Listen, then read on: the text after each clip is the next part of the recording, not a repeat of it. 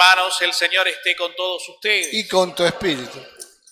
Evangelio de nuestro Señor Jesucristo según San Lucas. Gloria a ti, Señor. Dios dirigió su palabra a Juan Bautista, el hijo de Zacarías, que estaba en el desierto. Este comenzó a recorrer toda la región del río Jordán, anunciando un bautismo de conversión para el perdón de los pecados. La gente le preguntaba: ¿qué debemos hacer entonces? Él les respondía: el que tenga 2 túnicas, dé una al que no tiene, y el que tenga que comer, haga lo mismo. Algunos publicanos vinieron también a hacerse bautizar y le preguntaron: Maestro, ¿qué debemos hacer? Él les respondió: no exijan más de lo estipulado. A su vez, unos soldados le preguntaron: ¿y nosotros qué debemos hacer? Juan les respondió: no extorsionen a nadie, no hagan falsas denuncias y conténtense con su sueldo.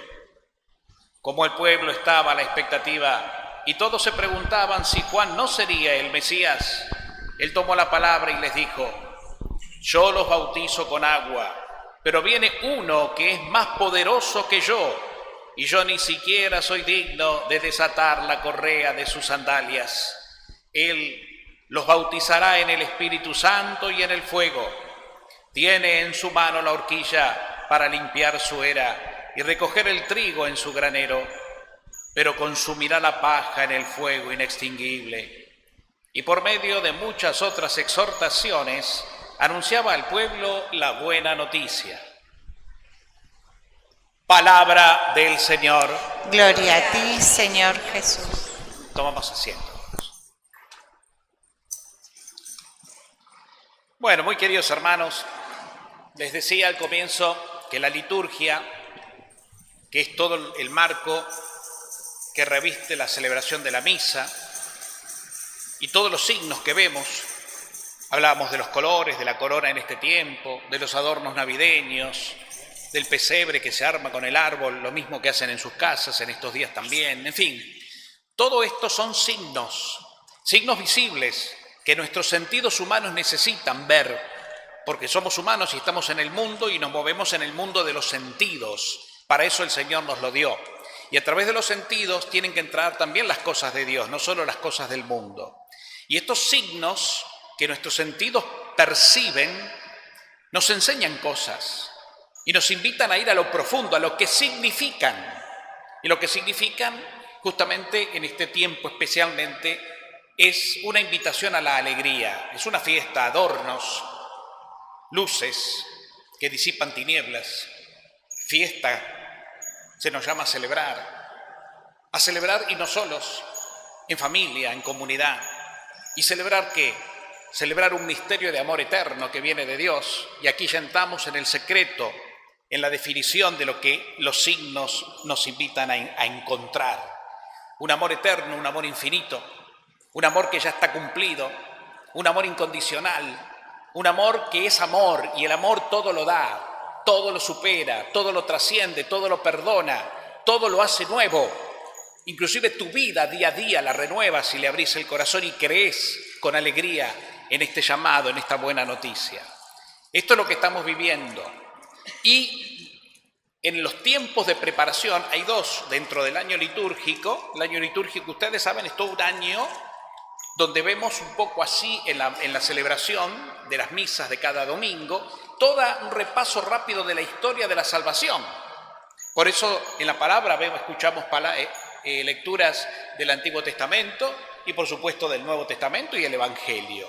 Y vamos viendo, vamos aprendiendo un poco con la ayuda de nuestros hermanos mayores que vivieron a través de la palabra de Dios los primeros tiempos de esa historia de la salvación, trayéndola a nuestros días. Vemos cómo Dios obró y obra en la humanidad. ¿Y qué obra? Prodigios de bendición, de misericordia. Entonces todo este año litúrgico, en este pantallazo, vamos a encontrar tiempos que van marcando etapas de esa historia. Por eso el año litúrgico comienza con una preparación ¿a qué? Al cumplimiento de las promesas del Antiguo Testamento. ¿Y el cumplimiento cuál es? La salvación, la redención de la humanidad, el rescate que Dios solo puede hacer de una humanidad caída, de una humanidad lastimada, de una humanidad sin Dios, sin verdad, sin vida. ¿Y quién viene a rescatarnos de todo eso? ¿En dónde se produce ese cumplimiento del que hablamos? En Jesucristo. Entonces, por eso el año litúrgico comienza con estas 4 semanas llamadas tiempo de Adviento que preparan la Navidad, que es el momento en que nosotros recordamos en primera medida esa llegada primitiva, la primera, de Jesús, de Dios que viene a salvar, en la persona de su Hijo que se hizo hombre, ¿no?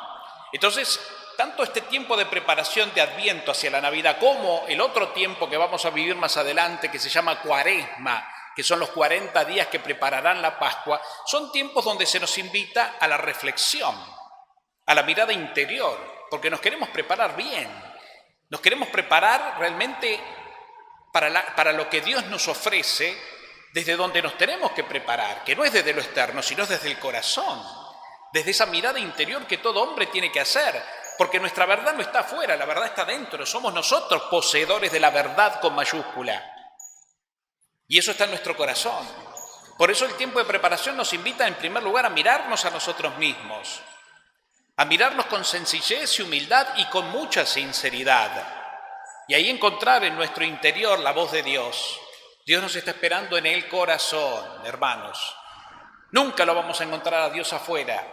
Si intentamos buscar a Dios afuera y vamos tras signos que a veces nos venden o nos ofrecen, nos vamos a quedar siempre con las manos vacías. Dios vive en mí, aunque me cueste creerlo.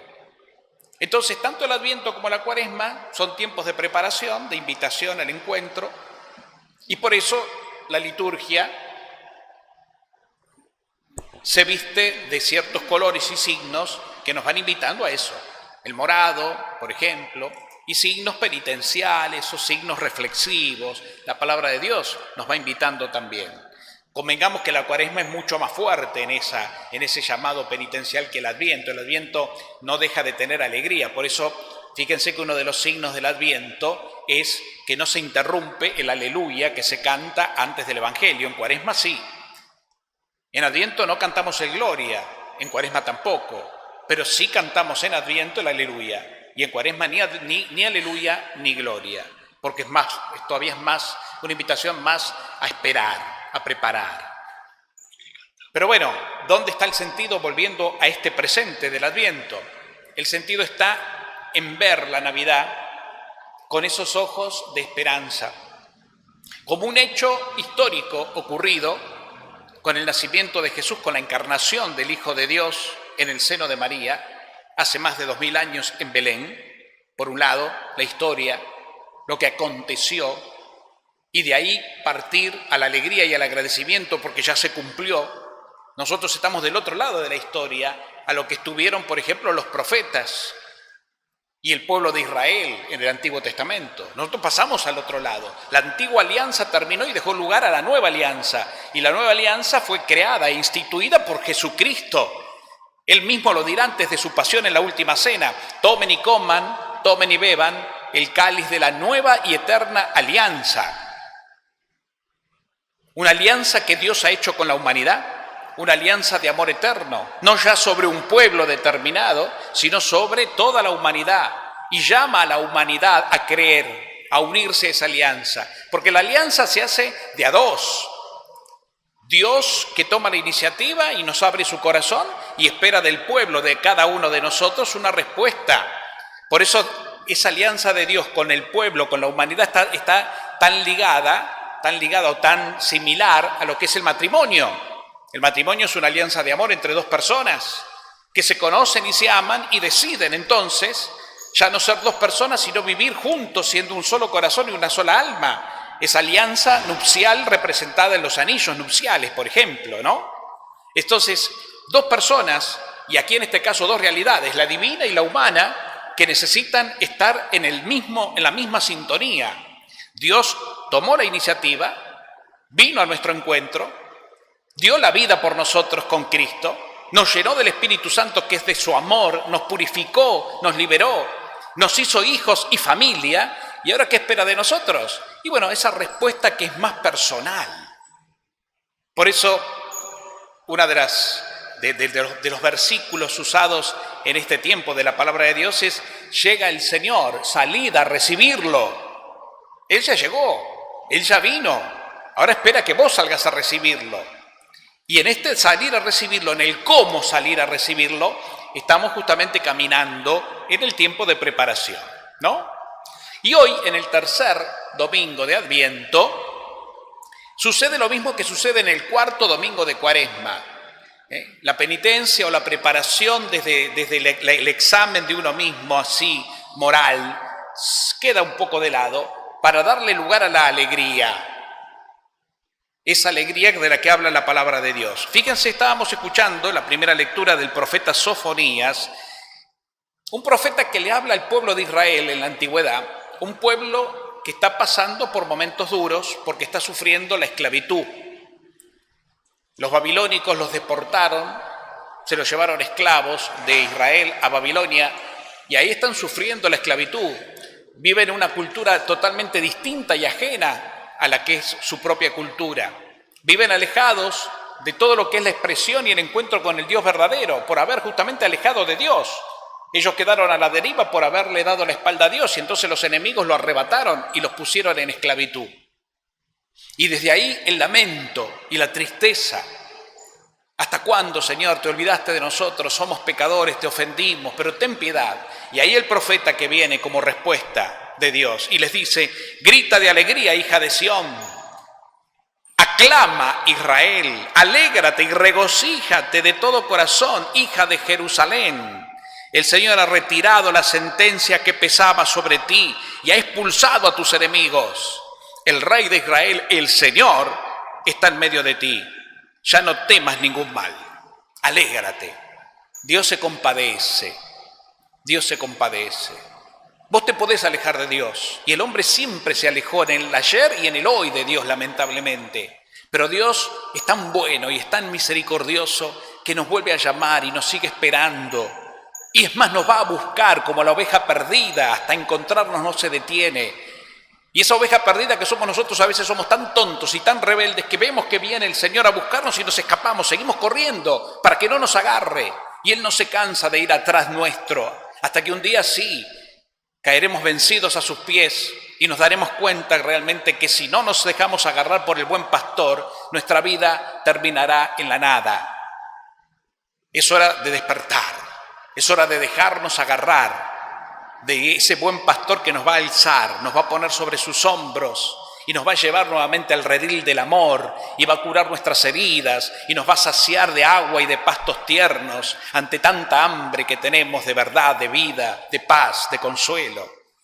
Por eso el llamado: aclamemos al Señor con alegría, que no se cansa de amarnos y de buscarnos, y dejemos de escaparnos de Dios, dejemos de buscar falsedades y mentiras. Que nuestra cabeza, nuestra mente de una vez por todas se entregue al Señor y nuestro corazón se dilate para que el amor se impregne en Él, ese amor que ya recibimos por el Espíritu Santo el día del bautismo. Dejemos que se impregne nuestra vida de la vida que nos trajo Jesucristo y así poder crecer, así poder levantar la cabeza y ya no estar arrastrándonos, adorando falsos dioses y buscando falsos consuelos. Pongámonos de pie. Con alegría: Señor, aquí estoy, quiero recibirte. Como dice el libro del Apocalipsis, el Señor está a la puerta y llama. Si me abres, entraré a tu casa y cenaré contigo. Es decir, seré parte de tu vida, de tu familia y compartiré lo que tenés. Y yo te daré mucho más. Hermanos, esto es preparar la Navidad entonces. Estar alegres. ¿Pero de qué alegría vamos a hablar entonces? De una alegría que no es la alegría que entra, que llega y como llega se va. Esa alegría de buenos momentos, esa alegría que a veces la confundimos con la falsa felicidad. A mucha gente se le suele preguntar a veces en encuestas: ¿qué entendés por felicidad? Y mi felicidad fue cuando nació mi primer hijo, la felicidad la tuve cuando me recibí, la felicidad fue cuando me enteré que esa enfermedad no era tal. Momentos. Y ahí nos queda. ¿Y después qué pasa con la felicidad? Y bueno, y qué sé yo, no, y no puedo ser feliz con los problemas que hay, no puedo ser feliz si no puedo llegar a fin de mes, no puedo ser feliz, si, qué sé yo, si no le puedo dar a mis hijos lo que quisiera darles. Y es más, a veces esa realidad se transforma en culpa. Entonces limitamos tanto la alegría y la felicidad a cosas meramente terrenales o naturales, o simplemente a accidentes, a experiencias que quedan ahí. El Señor hoy nos está llamando a otra cosa, que es la conciencia, el conocimiento, en la fe de que Dios ya hizo por nosotros todo lo que nosotros necesitamos para ser verdaderamente felices. Porque Dios nos creó, Dios nos redimió, es decir, nos liberó del pecado y de la muerte en Cristo. Ese Hijo que se hizo hombre vino para dar la vida, y dando la vida en la cruz destruyó nuestra muerte para que nosotros tengamos vida, y en esa acción redentora de la entrega de Cristo, el Padre nos adopta como hijos, perdona a la humanidad. Él es el inocente, el Cristo es inocente, pero sin embargo se hace culpable por todos. Él toma nuestro pecado, Él paga nuestra culpa. Los méritos de Cristo son los que nos salvaron. Por eso la salvación ya llegó, es gratuita. Vos te tenés que sentir amado, salvado, como dice la palabra en la primera lectura del profeta. Alégrate, Él ha retirado las sentencias que pesaban sobre ti y ha expulsado a tus enemigos. No temas ningún mal. Y esto lo tenemos que ir madurando, porque la mente, que es perversa, nuestra pobre mente está tan llena de datos y tan llena de heridas, nuestra psicología humana está tan matizada por el mundo y la educación que nos dieron y la vida que vivimos, que lamentablemente bloquea a veces la experiencia espiritual. Una cosa es lo psicológico y lo racional, otra cosa es la experiencia de Dios.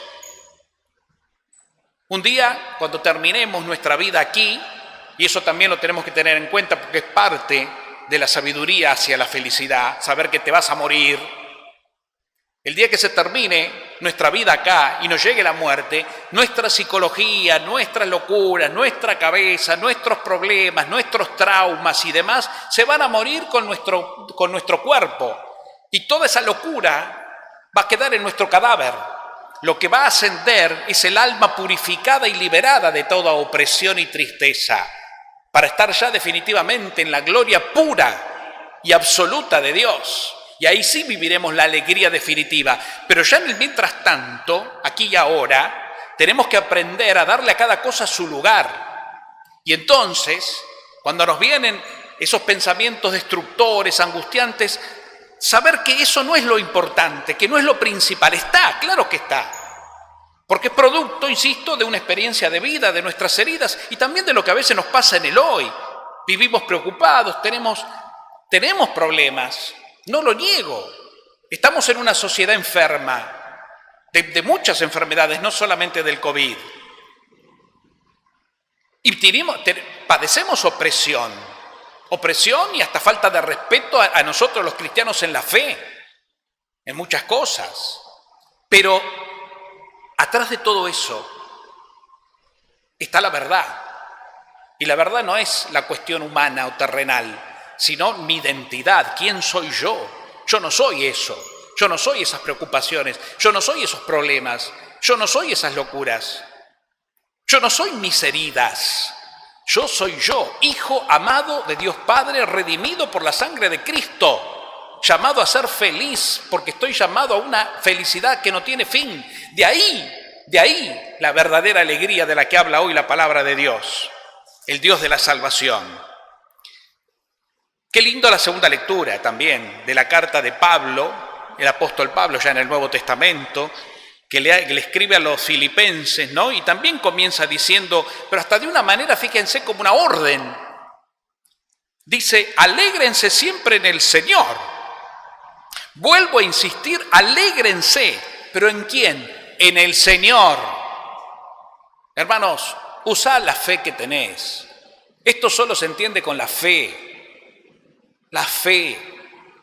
Señor, vos me pedís que sea alegre porque me das los medios para ser alegre. Yo tengo que creerte. Y eso es fe, creer, no pensar. no buscarle explicaciones, creer. Vuelvo siempre a María. En estas cosas creo que ella es nuestra mamá, el gran modelo. Cuando el ángel la visita para darle la noticia de que es la elegida, ¿cómo se le presenta el ángel a la Virgen? Diciéndole: alégrate, llena de gracia, el Señor está contigo. Ese es el saludo. Ella no lo entiende. ¿Qué significa este saludo? Y el ángel le explica: el Señor te ha mirado y te ha elegido. Vos sos la mujer que dará a luz al Salvador del mundo. ¿Cómo puede ser esto si yo no tengo convivencia con ningún hombre? No temas. La sombra del Espíritu Santo te cubrirá y el fruto de tus entrañas será santo. No de hombre, sino de Dios. Por eso Él será santo, el Salvador. Y María termina diciendo: bueno, creo que se cumpla en mí la voluntad de Dios. Nosotros también tenemos que pensar de la misma manera. Pedirle a la Virgen y pedirle al Señor la gracia. Señor, que yo pueda decir desde mi corazón, aunque lo que me pide el Señor no tenga explicación, porque lo que le pidió a la Virgen no tenía explicación lógica. ¿Qué lógica había ahí? ¿Qué lógica humana, qué explicación humana podía existir ahí? Ninguna. Solo la intervención de Dios podía hacer lo que hizo en ella. En vos también, en mí también. Ya está la intervención de Dios en tu vida. Porque estás ungido, ungida por la gracia. Cree, lo único que te pide es que le creas. Fe, la alegría cristiana brota desde la fe, porque le creo a Dios todo lo que Dios me dice. Alégrense siempre en el Señor, no se angustien por nada, y en cualquier circunstancia de la vida, recurran a la oración y a la súplica, acompañada de acción de gracias, porque también hay que darle gracias a Dios, porque no es todo tristeza, no es todo depresión, no es todo problema. Hay muchas bendiciones que tenés en la vida, mira también lo positivo de la vida, y así presentale tu corazón a Dios, ¿no? Y dice más abajo: entonces la paz de Dios, que supera todo lo que podemos pensar, ¿ven? La paz de Dios, que supera todo lo que podemos pensar. Nuestra mente no alcanza a agotar la paz y el amor de Dios, la alegría verdadera del Señor en tu corazón. No lo podés entender. Supera tu cabeza. No te metas por ahí, porque te vas a quedar con las manos vacías. Esa paz de Dios tomará bajo su cuidado tu corazón y tus pensamientos en Cristo Jesús. ¿Ven? Creo que Pablo acá da un poco también la pauta, ¿no? Ante tus malos pensamientos de tristeza, de angustia, de depresión, esos pensamientos que tenemos todos, que brotan solos inclusive. A veces uno no los quiere, pero te brotan, sí, porque estamos heridos, porque nuestra naturaleza está un poco bastante inclinada al mundo, porque así estamos programados, educados y demás. Bueno, pero cuando te broten, entonces, detenete un poco en la fe. Cerra tus ojos, respira profundo. Sentí a Dios presente en tu vida, que te ama, te llama, te espera, no te deja solo. Y ahí entonces entregale tus pensamientos. No te claves en ellos tanto, no te des tanta manija, ni alimentes tus angustias con más angustia, porque a veces también la angustia está y el problema existe, pero nosotros lo sobrealimentamos de muchas maneras, consumiendo noticias tristísimas y destructoras, metiéndonos en conversaciones que tampoco son sanas y buenas, metiéndonos en la vida de terceros, criticando la vida de los cuartos, buscando solamente la tristeza. ¿Cómo estás? Y aquí andamos, más o menos, y qué sé yo. Bueno, sí, está bien, hermano, pero a ver, poner un poquito de onda a la vida. ¿Cómo estás? Y estoy en gracia de Dios. ¿Te animás a responder eso? Aunque estés jodido, decir: che, ¿cómo estás? Y estoy en gracia de Dios. Como suelen decir los carismáticos, ¿cómo estás? Bendecido. ¿Qué significa? ¿Que no tenés problemas? ¿Que tu vida es una jauja? No. ¿Quiere que te cuente? Pero estoy bendecido. Atrás de todo eso Dios está conmigo. Por eso estoy bendecido. Por eso estoy en gracia de Dios. Y estar en gracia de Dios y bendecido no significa no tener pecado, porque antes decía estoy en gracia porque me acabo de confesar. Claro que sí, sí, por supuesto. Recibo la gracia de la purificación y de la misericordia, no lo niego, pero no pasa solo la gracia no se pierde, la gracia no se pierde. Los pecados mortales, como nos dijeron, no existen. El único problema y el único pecado mortal que nos quita, sí, la relación con Dios es cuando vos elegís libremente, sabiendo que Él te ama, elegir otro camino. Entonces sí, ahí solo te exterminás. Es un autoexterminio, porque tomás caminos realmente oscuros, vos, porque elegís eso, porque querés eso. Hay gente que vive así, negando a Dios. Sí, yo creo en Dios, sí, yo fui monaguillo, pero hoy la plata, el poder, el tener y sonar a cuanto pueda que tenga delante, total, a mí qué me importa, a mí lo que me da es esto, el dinero y el poder, y lo vemos en todos lados. Ni hablar de los que están en cultos satánicos y hacen maldad por ese lado. Pobre gente, creen más en el demonio que en el amor de Dios. Entonces son gente que elige mal. Y bueno, por ellos hay que rezar, porque esos sí están en riesgo de muerte. Pero no en el infierno, en la muerte de hoy también. Esa gente no puede tener paz, esa gente no puede tener verdadera felicidad, esa gente no puede estar alegre, como dice el Señor. Vive de otras alegrías fugaces y calma la conciencia con estupideces, pero no están alegres en el Señor. Nosotros sí podemos decir que estamos alegres porque entendemos de qué se trata. Entonces no tengas miedo, ya no hay pecado mortal que te condene si estás unido al Señor y rezás y confías y no dejas que nada opaque tu alegría en la fe. Le creo a Él. De esto se trata, hermanos míos, la palabra de Dios. De esto se trata la preparación, de esto se trata la Navidad, que todos los años la Iglesia sabiamente nos invita a celebrar, pero a celebrarla en serio, desde donde va, no desde la fiesta solamente, que no está mal, que la fiesta es una expresión, que la comida en familia es una expresión, que los regalos son una expresión, está bien, expresión, pero expresión de algo mucho más profundo y verdadero, que no es solamente una vez al año, sino es permanente. Cristo llegó, nació y vino para quedarse y vive en tu corazón. Ese es tu pesebre, un pesebre continuo, un pesebre que experimenta en la fe continuamente cuando quiere que Dios está nacido, que Dios está vivo en mí, en vos, en cada uno. Porque la salvación es eso, es gratuita. Vos no te la tenés que ganar a la salvación, eso es mentira. No tengo que hacer méritos, tengo que tener una moral alta, tengo que hacer penitencia. Mentira. Mentira. Si vos no experimentaste primero el amor y la presencia de Dios en tu corazón, todo eso no te va a servir de nada. Por más penitencias que hagas, por más confesiones que hagas, por más que vivas con una culpa continua, eso es del demonio. El demonio te tira esa letra para limitar la verdad, para opacar la verdad, encapsular la verdad. Como que mi verdad y mi salvación está en mí, en que yo haga las cosas bien, en que me porte bien, en que cumpla. Y así vivimos, con una carga peor. La religión nos pone una carga más pesada que la que ya la vida nos puso. Y vivimos así, estropeados. Entonces no tenemos una religión liberadora, porque no es la religión de Jesucristo, sino tenemos una religión moralista que nos ahoga cada vez más. Hermanos queridos, es hora de despertar, como dice la canción del Adviento, despertemos, llega Cristo, despertate. Despertate en tu fe, despertate en tu esperanza, unite al Señor y serás un hombre, una mujer alegre porque le creerás al Señor,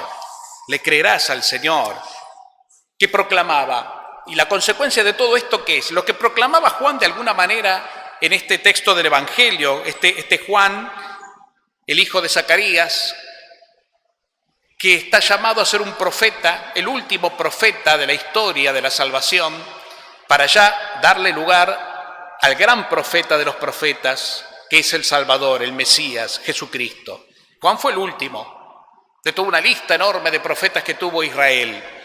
Y Juan, ¿qué hace? ¿Cuál es su misión profética? Anunciar que ya es inminente la llegada del Salvador, para lo cual hay que prepararse. Claro que hay que prepararse. Y en esa época, la preparación que entendía Juan era una preparación más bien moralista. Por eso les decía, ¿no? Bueno, a ver, si tenés 2 túnicas y ves que alguien está desnudo, muerto de frío, compartí la que tenés de más. Si ves que hay alguien muerto de hambre y vos tenés una mesa llena, bueno, dale de comer al hambriento, que después Jesús también lo retomará esto, no hay duda. Pero eso es una consecuencia del amor, es una consecuencia de la experiencia de la gracia. Si no, sería un calmar la conciencia.